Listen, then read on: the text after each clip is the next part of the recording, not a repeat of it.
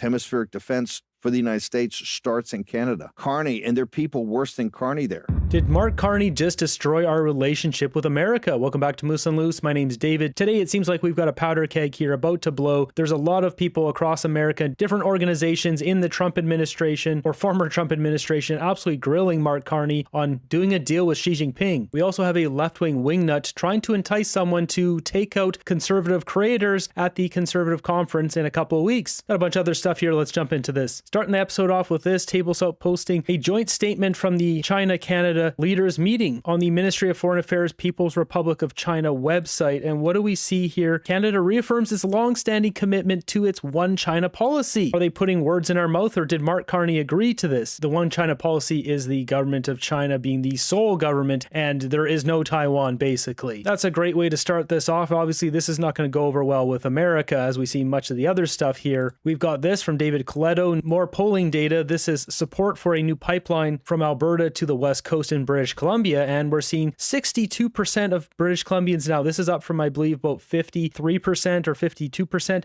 Now 62% of people want a pipeline, 18% say no. Is Mark Carney going to let China come buy some pipelines, build some pipelines, or is it all going to be net zero? I'm sure America wants Keystone going. Well, we've got this article here, Petro-China meeting obstacles as it seeks to buy South Bow pipeline stake. What's going on here? China trying to buy this stake of pipeline between Fort McMurray and Edmonton? Petro-China Canada Limited already owns half of Grand Rapids Pipeline in Alberta, but it wants the other half from Calgary-based South Bow Corporation. This is ridiculous. We need to get China out of our country. Considering we have the mayor of Edmonton just went over to China. Mayor Knack opens 2026 with trade trip to Harbin. Edmonton delegation invited to celebrate 40th year anniversary with host city covering most on-the-ground costs. And it says here, invited by Mayor Wang Hesheng to the 42nd Harbin Ice and Snow Festival marking the 40th anniversary of the Sister City Partnership. Knack said he hopes to advance several economic goals during the 3-day trip. This was back just January 1st, 2026. You have that going on, Mark Carney, Petro-China thing going on. Something funny is happening in Canada. Remember this article I showed you the other day? This is translated from Chinese of Mark Carney's trip, and it showed all the places he went to. So as I mentioned, cattle, the electric vehicle battery manufacturing, he went to go visit this. There's all these other places he visited, Alibaba, etc., etc. But it also mentions in here, he went to BMO on Friday and he went to Manulife. And why would he go to those two places? Could it be that Manulife and Brookfield have a thing going on in China? The Manulife Global Listed Infrastructure Fund is a Manulife branded product actively managed by Brookfield Public Securities, LLC. Beyond retail funds, Manulife also operates massive infrastructure funds, Manulife Infrastructure Fund 3, which has raised $5.5 billion in 2025, that compete with or operate in the same specialized asset classes such as data centers, renewable energy, where Brookfield is a dominant global player. You can see Manulife Global Listed Infrastructure Fund managed by Brookfield Asset Management. And we have that right here. So this is right on Manulife's own document, their management team, Brookfield Asset Management, for this Manulife Infrastructure Fund. And if we look at the infrastructure fund, Manulife Investment Management's new fund management brand in China. And I have China highlighted just so you can see throughout here how many times China is mentioned.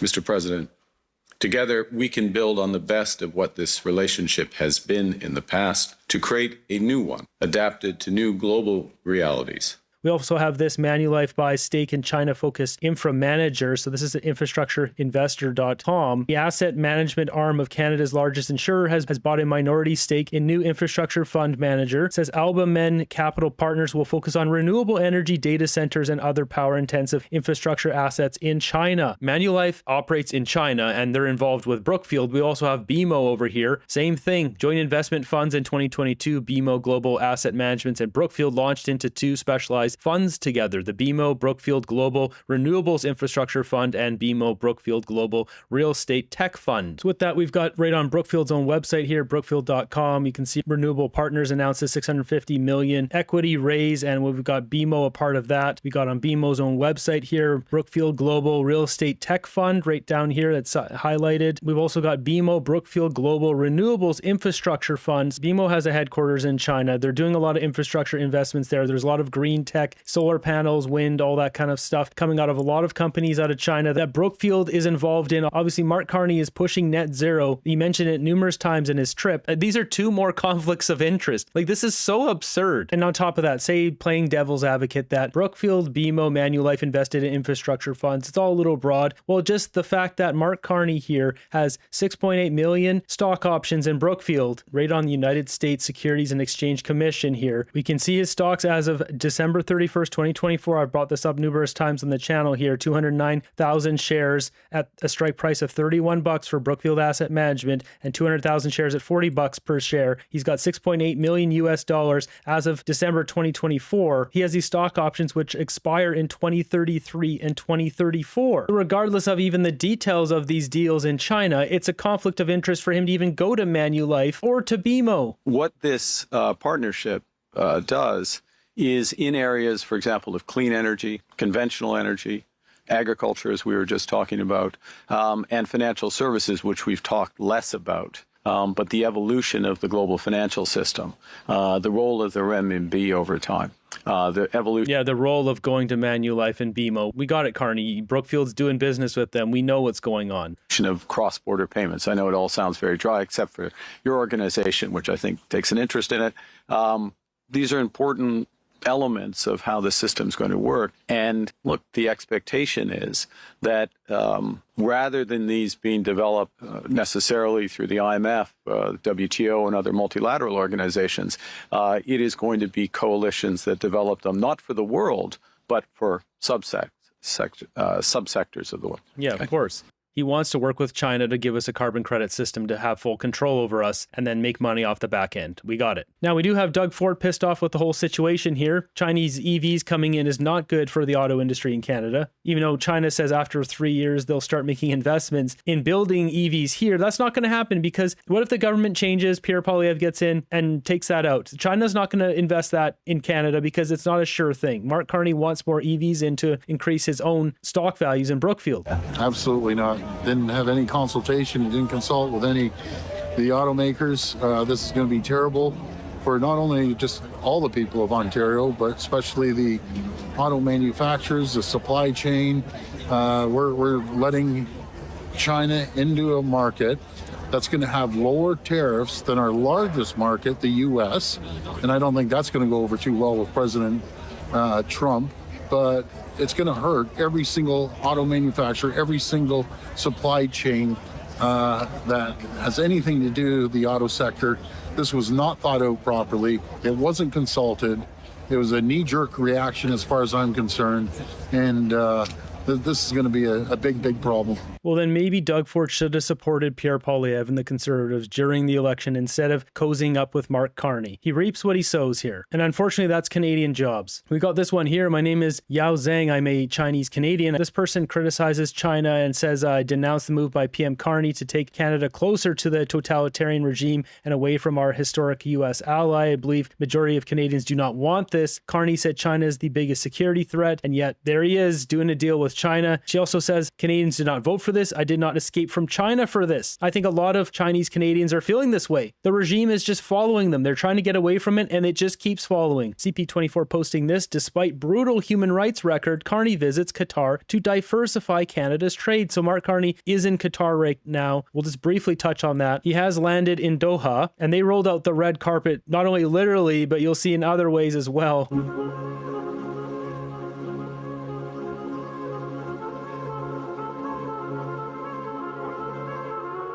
Boy, he looks really happy, doesn't he?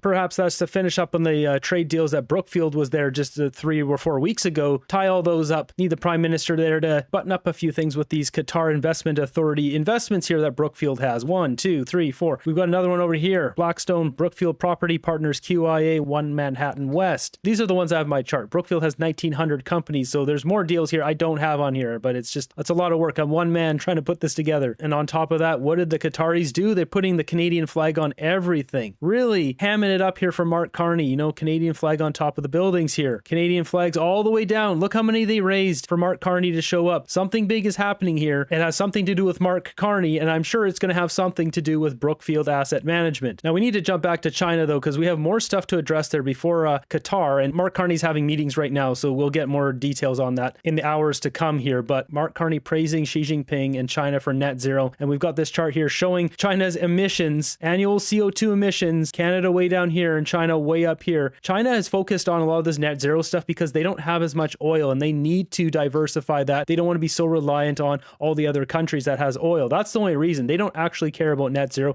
They aren't net zero and they're not getting to net zero. Meanwhile, we've got US says Canada will regret decision to allow Chinese EVs into their market. As Mark Nixon pointing out, good luck crossing the border with your Chinese EV. Yeah, that's not happening either. We've got this one here from CBC Watcher, Chinese electric vehicles in Israel found to be transmitting data to China. Yeah, that's what's going to happen. These are surveillance vehicles. Do not buy a Chinese EV. The ban comes after numerous warnings from cybersecurity experts who emphasize that Chinese electric vehicles could be used as tools for espionage. Thanks, Carney. We've got Donald Trump here who was asked on this situation, you're expecting him to blow up at it? He did the opposite. Mr. President, Prime Minister Carney is in China. Prime Minister Carney is in China. How do you see the deals Canada and China have just signed, trade deals between the two partners? Well, that's okay. That's what he should be doing. I mean, it's a good thing for him to sign a trade deal. If you can get a deal with China, you should do that. That's Donald Trump right there. He's not going to show his hand. They're expecting him to say, I can't believe he did that. We're done. No, he's doing the opposite. Donald Trump always does this. He did it with a Doug Ford ad. He said, yeah, that was a good ad. And then 3 or 4 days later, kaboom, drop the hammer. This is not going to go over well. This is not the end of this just because Donald Trump said that. And maybe Donald Trump given his opinion and then he comes back with negotiator Donald Trump. He's a guy you can't predict and that's the way he likes it. So I don't think this is the end of this. I think this is just him not showing his hand before he shows his hand, because we've got U.S. Oil and Gas Association here out of America representing America's oil and gas producers and their awesome workers, account run by the U.S. OGA president, saying, Alberta, we love you. You complete us. This organization trying to entice Alberta. We also got Tim Hodgson posting this. I had the pleasure of meeting Wang Hongzhi, administrator of China's National Energy Administration, building on the MOU signed in Beijing. We are ready to collaborate on clean and conventional energy to further energy security and attract investment. I'm sure that's what's happening, as long as Brookfield's involved. And is this guy invested in Brookfield? Probably, but he refuses to tell us. Well, the Conservatives have expressed their concerns about Canada deepening economic ties with China. Conservative foreign affairs critic Michael Chong says the long-term benefits of this deal remain unclear. I think there's a lot of questions that remain to be answered. I think Canadians deserve an answer from Mr. Carney. For example, we don't know if the tariffs are going to be in place next year. The tariff relief is going to be in place next year. So what he's talking about is a bunch of those tariffs like on seafood and crabs and whatever that were dropped. They're only to the end of the year, same with the EV mandate. And a lot of different seafood was excluded. So they still have 100% tariffs. Pork still has 100% tariff. Canola oil still has 100% tariff. It's not a good deal. It just allows Chinese EV surveillance cars into Canada. And then there's a little bit of reprieve on canola meal, canola seed, and a couple things to the end of the year. I mean, this is a dumb deal. It's a bad deal by Mark Carney, but I mean, he's working with Xi Jinping. He's been working with him for a long time now. So I'm not surprised. He doesn't care about Canada. Clear whether this tariff relief that he's negotiated is permanent or whether it's just till the end of the year. So that's one question. The other question we have is, Mr. Carney called China the biggest threat to the security of Canada just last spring. And now he's talking about a strategic partnership with China.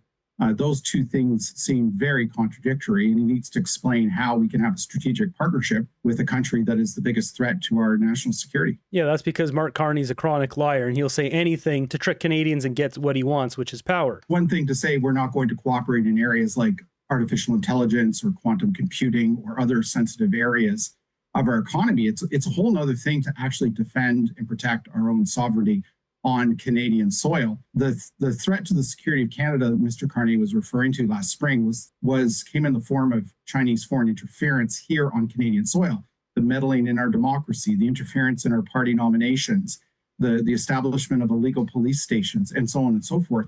And yet we don't hear anything about countering those threats. We've yet to have a foreign influence transparency registry stood up. And at the same time, Mr. Carney has gone to China and announced this brand new strategic partnership. So I think there are a lot of questions that he needs to answer because I think Canadians have a lot of questions about what this all means. Carney can't be trusted. Everything that's going to come out of Doha, Qatar, the WF, this is all to serve his best interests. Bruce Flatt, Brookfield Asset Management, Tim Hodgson, all his cronies that have probably worked out this plan for a long time and they're finally implementing it. And most Canadians don't know what's going on. But he told us what he's doing. He's bringing in the new world order. Here we've got a panel, Real America's Voice, with Steve Bannon. This was Donald Trump's senior counsel and chief strategist for his previous administration, saying that not only is America not happy about this, it's like Canada's becoming the enemy to them. My other fear, too, is that when you talk about the Arctic North, which used to be Canada's Great Barrier, it's now their biggest exposure. This is why I say they could be the next Ukraine, where there you have two Slavic entities fighting over the Russian-speaking eastern border. It's turned into a major war, a destructive war. But it's not in the vital national security interests of the United States. Canada's north, you just heard about the Northwest Passage, which is right on top of their territorial. If the Chinese Communist Party either one works out some agreement to have basing rights or some sort of exercise rights there, or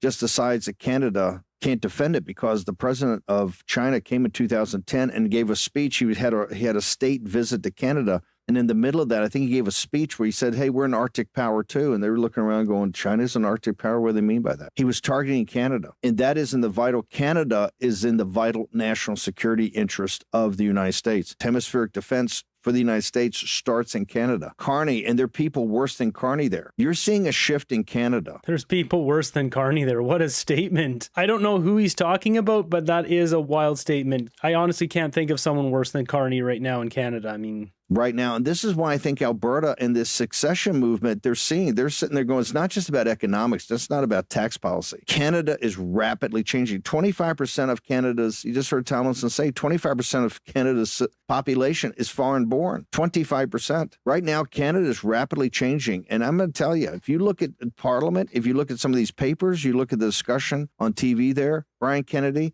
these people are hostile to the United States of America, not neutral. They're hostile to the United States of America, sir. I don't disagree with that. There's a bunch of leftists who are hostile, and we will get to that in the next story here. Some of these leftists trying to entice someone to take out conservative creators. It's hard to argue the statement there. Comments here are pretty wild. I mean, there's angry conservatives, there's angry liberals in here. This is a messy situation because Donald Trump opened up the tariffs, Canadians are losing jobs, and then Mark Carney's opening us to China. It's like the citizens of Canada are just getting hammered on all fronts. That's who's losing here, is the citizens of Canada. Next up, we have quite the situation on X. We have Pleb posting this. I'm throwing a massive party in Calgary. This is for the Conservative Convention at the end of the month with all your favorite influencers 2 weeks from now. I know not everyone can afford $2,000 to attend the convention, so this is a free party for the people. So Pleb doing this, just wanting to bring the people together, and then this account here replied and said, bah ha ha ha ha, someone could become a Canadian hero if they committed some crimes, dynamite, bomb, boom icon. This guy here, Biz times 10, is encouraging someone to pow the conservative creators of Canada. This is where we are today. And I don't think it's just going to be the four of them here. I believe Pleb will be getting more people to join this party. I won't be attending. I have PTSD already from this sort of situation. I don't care to go into the details of that today, but this isn't okay. I don't know who this guy thinks he is. He can post this and get away with it. He's not getting away with this. I've been talking with the other creators. They're all aware of this situation, and this guy has been identified. This guy here, Biz times 10, if we look at his profile, it says this: C. Binger joined May 2025. This guy likes sports. If you look, there's a bunch of sports cards. There's wrestling. He really doesn't like Donald Trump. He's truly effing moronic, talking about Donald Trump. All his posts here are either attacking Donald Trump or in favor of Mark Carney like this. Carney's really getting under the skin of MAGA, and it's fantastic. This is what I voted for, a leader. Now, digging around, I found that this guy's had multiple accounts. I believe they've been getting shut down, which is why he has multiple accounts. This is his newest one. He has older ones like this, Zingus, and it says bad takes and sports cards. So it's the same guy posting sports cards. You can see it's even the same post right here as Biz times 10 as on this account. The exact same one, except this one's from Bazingus. So you can see he's pinning it. It says right here, RIP C. Binger, 15 years. C. Bazingus are 4 months. Bazingus 12, 1 year. And then Biz times 10 is the backup. So now we've established a link between this account here, C. Binger, and all these other ones, and Biz times 10, this account here, which is the one that posted this this comment here enticing someone to pow the creators in Canada. Now, with that established, I then found some more information here using this Twitter Stalker. This is, I believe, a website that allows you to look at Twitter accounts without being logged in, and it has more information. And you can see here, this is one of his accounts, and this also verifies this, RIP C. Binger, etc., etc. Well, his other one here, Biz Times 10, he has a photo in this one, so we've got that blown up here, so we can see what the guy looks like now. Not a great photo, but we can see who he is. You can see he's got a mustache and a beard. He's a pretty thin guy, and it looks like he's wearing some sort of baseball jersey. Also found him on this one here. This is speakrj.com, music, politics, sports, Toronto teams, laughter, yada yada. And once again, we've got C. Binger R and Bazingus Rogers. We'll keep that in mind. And here's his photo, so we can see this is the same guy. Looks like the same guy, but I mean, maybe not definitive because the photo's bad. I found this guy also on this forum here, right there, C. Binger. I found him on Blue Sky here, Bazingus, cbinger.bluesky.com. Once again, posting more sport cards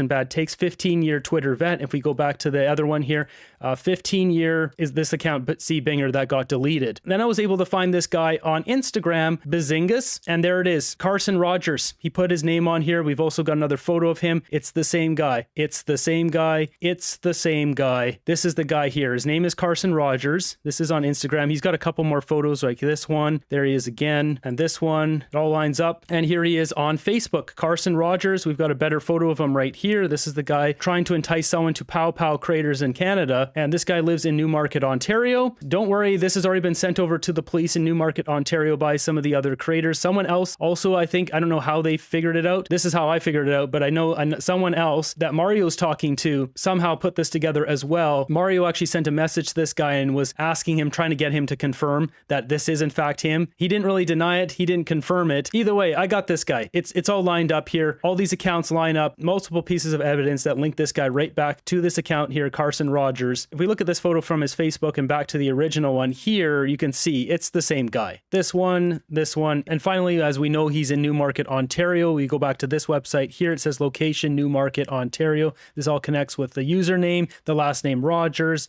his name here, Rogers. This all lines up. Now, I don't know if anything will happen here. I don't know if you're allowed to try to entice people to try to pow other people at an event, but we're going to see. There's been multiple people reporting this, not to mention this has been sent off to the police.